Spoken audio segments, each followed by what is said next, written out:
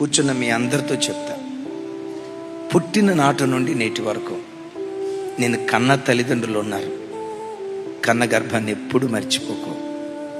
అమ్మను చూసినప్పుడల్లా ఈ అమ్మే కదా నన్ను 9 మాసాలు మోసింది, ఈ అమ్మే కదా తన రక్తాన్ని పాలగా మార్చి నాకు తాపించింది, ఈ అమ్మ ఒడిలోనే కదా నేను పండుకుంది, ఈ అమ్మ ఒడిలోనే కదా నేను తలదాచుకుంది, ఈ అమ్మే కదా తన చేతులతో నాకు స్నానం చేయించింది, ఈ అమ్మే కదా నా తల దువ్వింది, ఈ అమ్మే కదా నా కుండీలు పెట్టింది, ఈ అమ్మే కదా నా మైల బట్టలు ఉతికింది.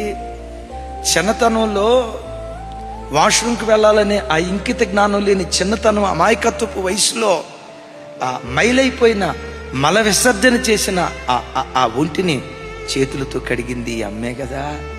అమ్మను చూసినప్పుడల్లా, అమ్మా నీ రుణం నేను ఎట్లా తీర్చుకోవాలి, అమ్మా నీ రుణం నేను ఎట్లా తీర్చుకోవాలి. నాన్న కన్నపడ్డప్పుడల్లా 25 సంవత్సరాలు నన్ను పెంచి పెద్ద చేసిన నాన్న తన ఆశలు చంపుకొని, తన కోరికలు చంపుకొని, తన కడుపు మార్చుకొని నాకు కడుపు నిండా భోజనం పెట్టిన నాన్న.